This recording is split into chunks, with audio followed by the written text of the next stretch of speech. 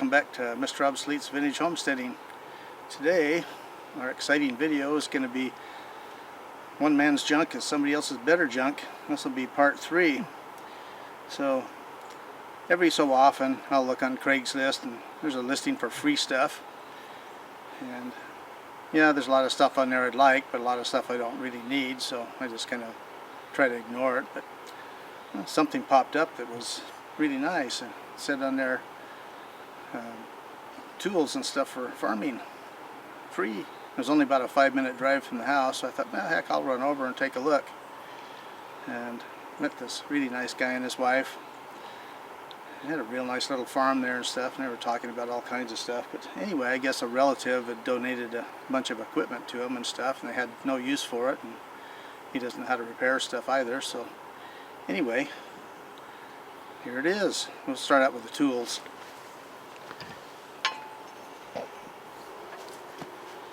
So this is for removing weeds.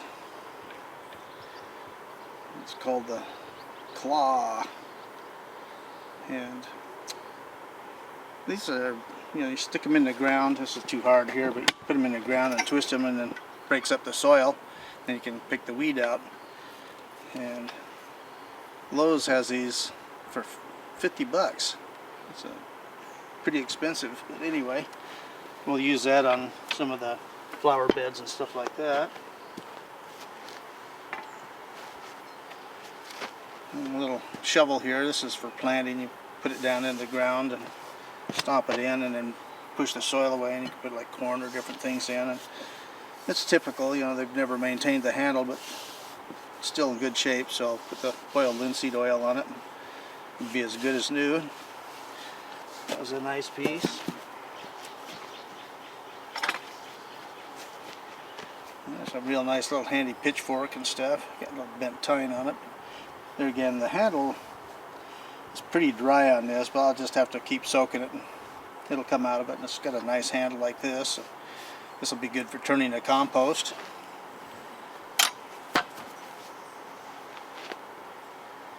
This pick, the head's loose on it, but kind of interesting because it has such a narrow arms on them here and stuff, and it's really nice for like working in our raised bed garden beds, so you can get in there and hoe the stuff out in a small area. There again, the handle needs to be serviced really well, and had to put a new wedge in it to tighten it up, but plenty salvageable.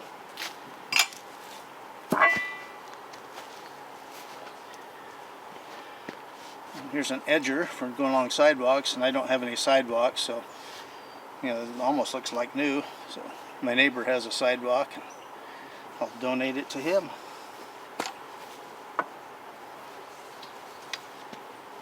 Now this is kind of an interesting little piece. It has a cutter up at the top here, and halfway down the handle here you can pull this, and it closes the jaw on it. You can move this lever, and you can move it back and forth at different angles and tighten it back up. But there's an apple tree right behind me here. Got a lot of little water sprouts on it and stuff.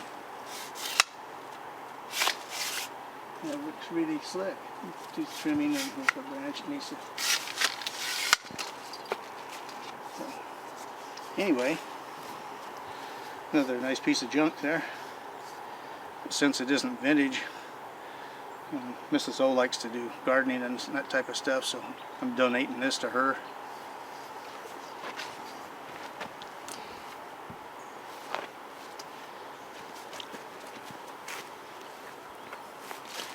Now this was a really neat piece. It's a Ryobi trimmer.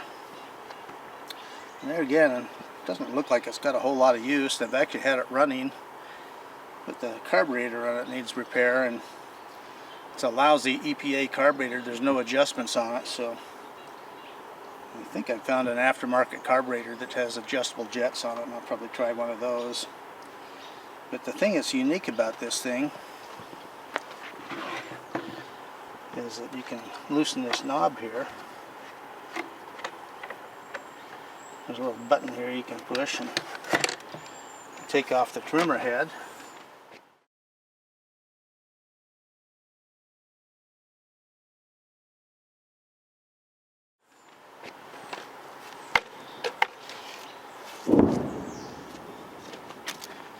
came with a blower, and there again it just has a little pin here. You just take this cap off here and slides in, and the pin locks in here, and you just tighten the knob up and you're ready to use it as a blower.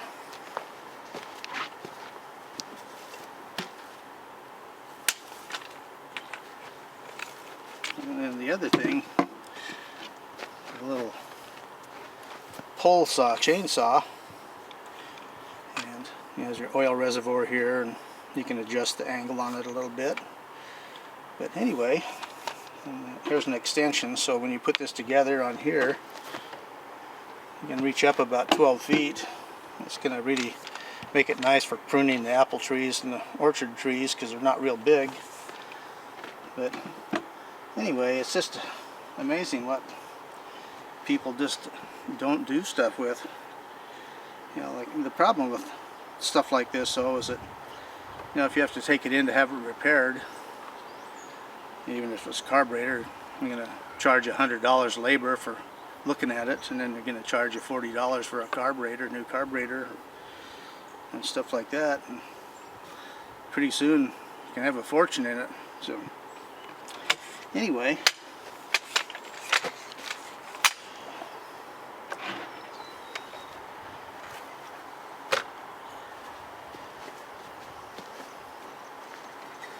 the other thing I had is a little Mantis Tiller. It's basically like new, and I haven't got it running yet because the carburetor diaphragm is too brittle to operate, but you know, the tines and stuff show absolutely no wear on them.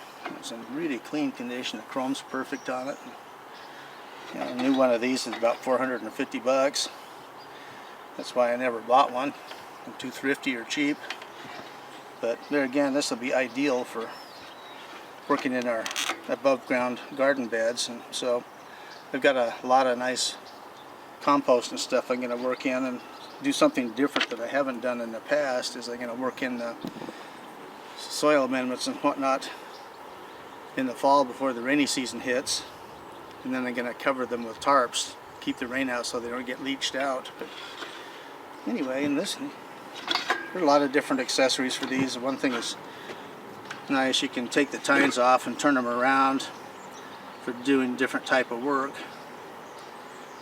And these are probably the best, or one of the best small tillers. They use an Echo engine, which is top-notch stuff, and you can get extensions and different things like that. So anyway, it's got a nice little carrying handle right here.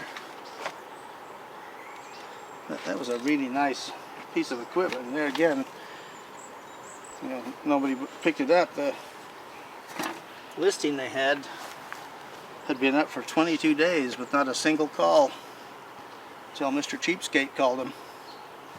So the last thing, and this is for me, Promac 1010. This is a later model 1010, and the standard 1010 is a 54cc, and it's just a general purpose saw. It's kind of like a Homelight XL12 and powered stuff like that. This one's a hot rod version. It's 57cc, and it has the finger port in it, so it has quite a bit more power. And you know, the chain's in real nice shape and stuff, but the bar's really messed up and the clutch is shot on it. They never lubricated it. But you know, I've had it for like 3 days, and I've got it running absolutely perfect. That's really a nice piece. That's a real nice addition to the collection, since I'm a big McCullough fan.